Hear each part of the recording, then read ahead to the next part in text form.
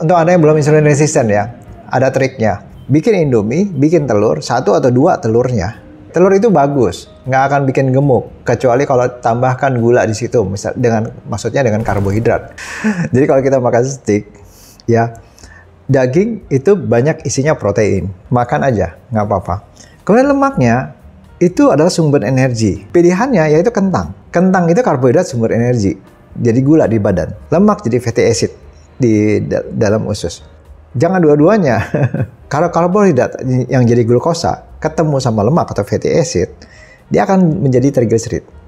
Ingat, jadi triglycerid adalah gliserol dengan fatty acid. Jadi dia akan disimpan di dalam lemak. Jadi kalau kita kalau kita nggak mau gemuk, kita boleh menikmati steak, boleh makan lemak, tapi jangan banyak kasih unsur gula. Nah di sini unsur gulanya apa? Kentang. Jadi Indomie itu kita bisa banyak dapat di mana-mana ya, dan itu penyelamat banget gitu loh. Penyelamat kita kalau sedang kelaparan, lagi buru-buru, nggak mau makan terlalu kenyang, mau kerja, mau ngapa-ngapain susah, karena kalau terlalu kenyang juga kita bikin jadi lebih rileks, lebih males jadinya. Jadi Indomie itu salah satu yang membantu kita sekali, apalagi kalau misalnya anak kos. Kalau kita masih muda, insulin kita nggak terlalu banyak. Sel-selnya masih bagus, masih mau nerima insulin, masih mau nerima gula. Karena mie itu pada dasarnya dari tepung dan itu mengandung karbohidrat. Mau apa kayak dibilang mie yang sehat, mie yang vegetarian, tetap aja karbohidrat yang masuk. Dan karbohidrat kalau masuk ke usus, diserap sebagai gula. Saya nggak makan yang mengandung gula. Saya nggak minum minuman yang manis-manis. Saya makan mie. Mie itu kalau ke dalam usus diserap jadi glukosa. Itu gula juga. Nah, naikkan insulin. Untuk orang-orang yang masih belum insulin resisten, bagus-bagus aja. Dia mau terima glukosa. Badannya mau terima glukosa. Insulinnya belum tinggi. Untuk Anda yang udah insulinnya tinggi, insulin itu bisa menurunkan gula dalam otak kita sehingga kita ingin makan lagi. Semakin insulinnya resisten, badannya semakin resisten terhadap insulin, nggak mau terima gula lagi badannya, lemaknya, sel lemaknya itu nggak mau terima gula lagi. Gula dari karbohidrat itu akan ditaruh di tempat lain seperti usus, di jantung. Jadi kalau untuk yang usia-usia, ya udahlah, kurang-kurangin aja. Masih muda oke lah. Masih muda, masih aktif, masih bergerak. Dan insulinnya belum terlalu tinggi di darah sehingga bisa mereka habis makan seperti ini terus mereka nggak mungkin pagi, siang, sore makannya sedikit-sedikit aja masih bisa. Tapi kalau insulinnya udah tinggi, dia menurunkan gula dalam otak kita, nggak bisa kalau nggak makan. Sakit mah, mual, perih, nggak bisa kerja. Nah itu karena insulin kita masih tinggi. Tapi untuk Anda yang belum insulin resisten ya, ada triknya.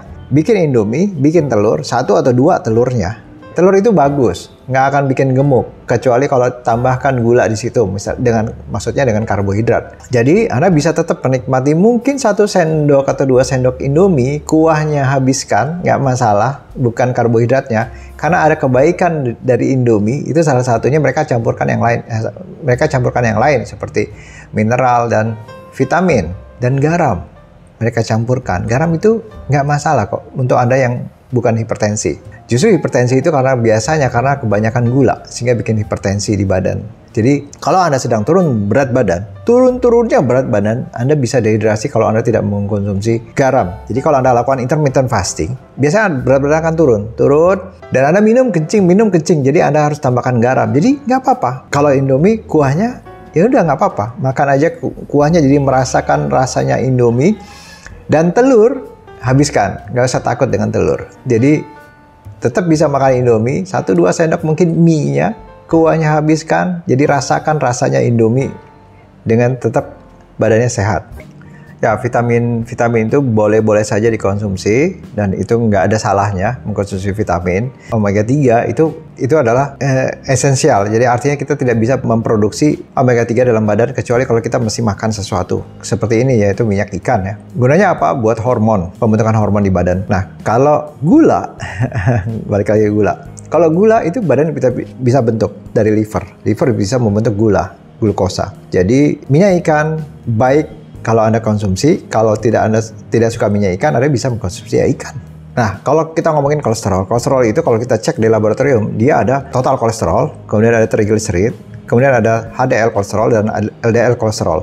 Jadi total kolesterol adalah kolesterol yang beredar di dalam darah. Apakah yang di dalam darah akan mencerminkan berapa banyak yang nempel-nempel di organ? Enggak, belum tentu. Jadi yang di darah kita lihat di dalam darah. Nah, kolesterol itu kolesterol total. Nah, trigliserid apa yang terjadi? Trigliserid terjadi kalau ada ikatan antara gliserol sama fatty acid, asam lemak dan gliserol. Gliserol itu dari gula, glukosa. Jadi lengket sebagai trigliserid. Dan harusnya dia tidak banyak dalam darah, harusnya dia ditaruh di penyimpanan. Jadi trigliserid itu harusnya ada di bawah kulit, di sel lemak. Kalau dia banyak di dalam darah, artinya kita banyak produksi trigliserid, banyak makan, terutama makanan yang mengikat lemak tadi yang disebut gula atau gliserol. Bagaimana dengan HDL kolesterol? Nah, kalau HDL kolesterol, dia tugasnya membawa kolesterol dari jaringan kembali lagi ke liver. Dari jaringan kembali ke liver. Untuk apa? Karena kita tidak memproduksi kolesterol. Artinya tidak banyak makanan yang kita makan. Sehingga HDL yang bekerja ambil dari lemak, ambil dari liver, ambil dari lemak, ambil dari usus, ambil dari jantung, diambil lemak tadi, dipecahkan untuk dijadikan tenaga. Nah, itu gunanya HDL kolesterol. Jadi HDL kolesterol adalah kolesterol yang orang bilang baik. Karena dia ngambil dari tumpukan-tumpukan yang nyumbat-nyumbat, dari mana-mana diambil.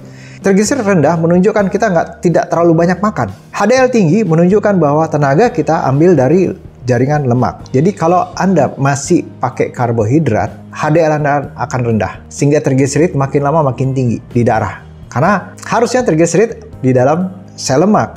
Tapi kalau sel lemaknya udah mulai nggak mau, udah mulai insulin resisten, trigliseridnya akan beredar dalam darah. Jadi cek trigliserid HDL. LDL itu tugasnya mengantar kolesterol tadi atau protein ke jaringan-jaringan. Jadi artinya adalah kebutuhan. Saya minta hormon dong. Saya benerin itu yang rusak.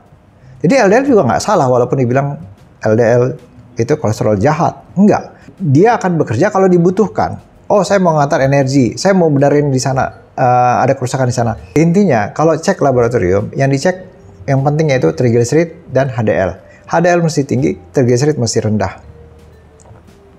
Yes. Jadi kalau kita makan steak, jadi lapar.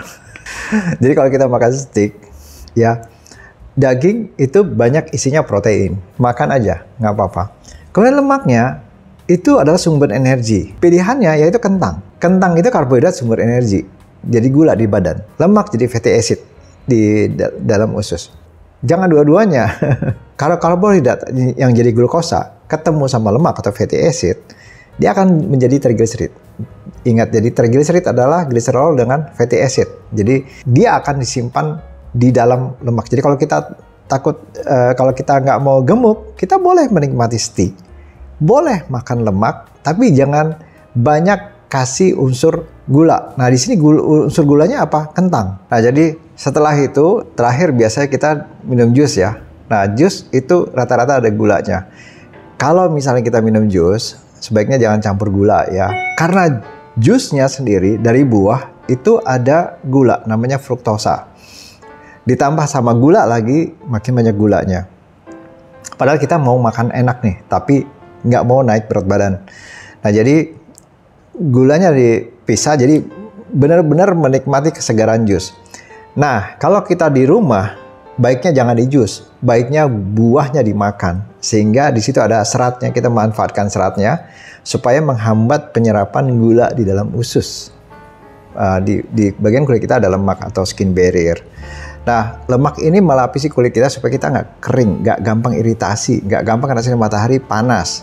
Makanya kita selain makanan-makanan yang sehat, mengurangi gula karena itu bikin kering badan kita juga bisa memberikan moisturizer di wajah. Ini contohnya ya dari True to Skin, Azulene Oat Barrier Moisturizer Cream. Isinya ada propandiol, ini moisturizer ya. Kemudian dicaprylyl carbonate, ini emollient. Emollient itu yang melapisi kulit kita ya. Ada trigliserid juga, ini juga emollient, bikin pelembab. Ada shea butter juga, pelembab juga. Kemudian ada oat kernel extract, ada efek pelembabnya dari oat. Kemudian dia juga ada niacinamide untuk mengurangi produksi minyak. Jadi dikasih pelembab tapi juga nggak terlalu berminyak. Kemudian dia juga berfungsi sebagai brightening walaupun nggak sekeras vitamin C, jadi cukup lembut. Kemudian dia juga ada pelembab lainnya seperti gliserin, hyaluronic acid, ada ceramide juga. Kemudian ada juga soothing, anti-inflamasi, anti radang, bisa bolol, ada beta glukan.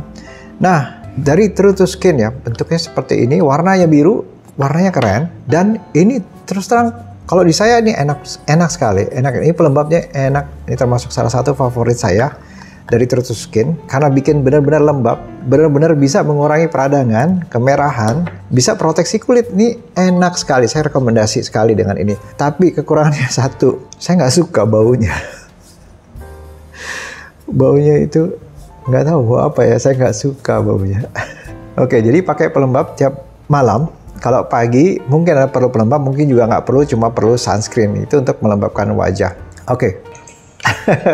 Iya sama, saya juga nggak ngerti. Sama-sama enak. Jadi di sushi itu kan ada ikan, ada daging, ya udah makan aja nggak apa-apa. Terus kadang-kadang ada dibungkus seperti nasi ya, seperti nasi. Nah itu ya mungkin jadi pertimbangan untuk dikurangi jumlahnya. Dan sayur nggak apa-apa, makan aja sayur banyak. Kemudian ada es krim lagi, itu gula ya. Ya sekali-sekali ya. Mudah-mudahan bermanfaat. Sampai bertemu di video selanjutnya.